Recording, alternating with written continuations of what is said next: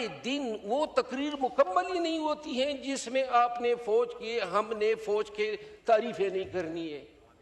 وہ اس کے علاوہ یہ مملکت خداداد پاکستان ہے، بے شک ہماری فوج ہمیں عزیز ہیں، جنگ جیتی ہے، قربانیاں دیتی ہیں، لڑتی ہیں، یہ اس کا کام ہے، اور اسی لیے جو ہے یہ بارڈر پہ تعینات ہوتی ہے. اب ہمارا لیڈر جیل میں ہے عمران خان، ہم سب کو اچھی طرح علم ہے کہ غلط ہے، ناروا ہے، زیادتی ہے، کوئی اس میں مبالغہ نہیں ہے. آصفہ بی بی بیٹھی ہوئی تھی اور اس کی ماں کے شہادت کا جس انداز میں ذکر ہوا مجھے افسوس ہوا.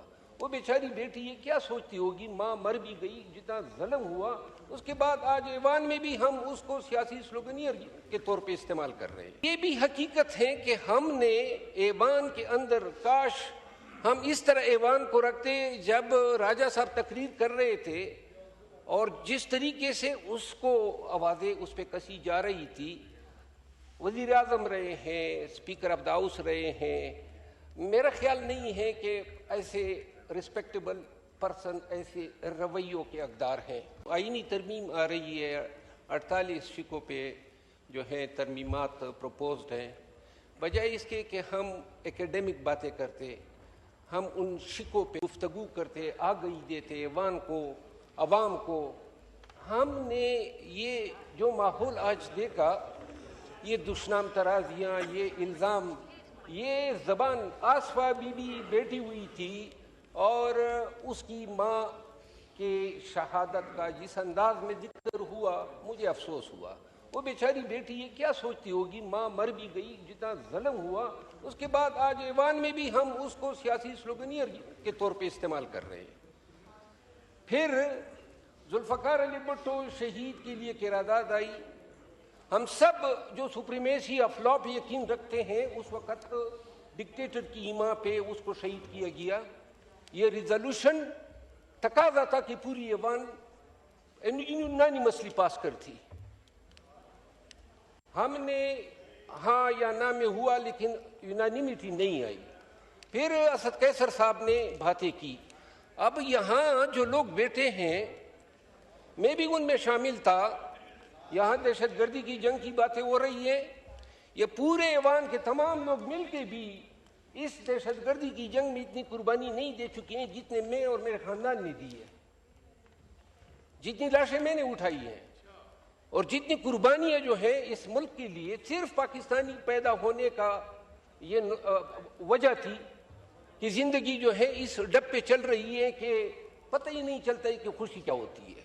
اسد قیصر صاحب نے جو تقریر کی، آپ کو احساس ہونا چاہیے کہ اسد قیصر صاحب، اب ہمارا لیڈر جیل میں ہے عمران خان، ہم سب کو اچھی طرح علم ہے کہ غلط ہے، ناروا ہے، زیادتی ہے، کوئی اس میں مبالغہ نہیں ہے.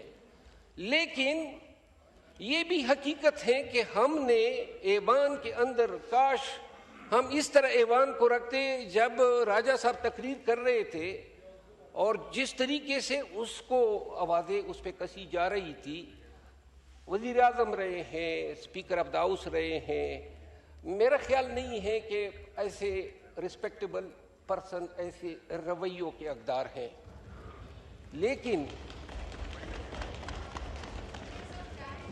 صرف اتنی میری گزارش ہے، ایوان میں یہ ذرا آپ یاد رکھیں، ہم ویسی ماحول خراب کر دیتے ہیں اس ایوان کا. ہم عمران خان پہ اگر ادھر سے کوئی الزام تراشیاں ہوتی ہے، کچھ تو سوچو نا. کیا ہی بات ہو کہ جناب راجہ صاحب جو ہیں وہ اس سائٹ پہ آئیں اور ہاتھ ملائیں، میاں شہباز شریف صاحب آئیں اور ہاتھ ملائیں. کبھی ہم نے ایک دوسرے کو انسان کی نظر سے ہی نہیں دیکھا ہے. اخیر میں دو باتیں کرنا چاہتا ہوں. ترامیم کل آ رہی ہے، دو ترامیم پہ میں اپنی رائے دینا چاہتا ہوں. ہو سکتا ہے کچھ لوگوں کو میری اس بات کا جو ہے کوئی فرق پڑے یا ناراض ہو جائے. آرٹیکل 243 امینڈ ہو رہا ہے.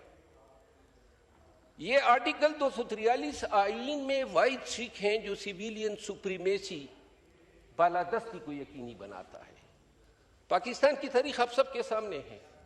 بار بار فوج آئی، مارشل لا لگایا، ڈکٹیٹرشپ رہی، ڈائریکٹلی انڈائریکٹلی حکومتوں میں ہمیشہ یہ انوالو رہی۔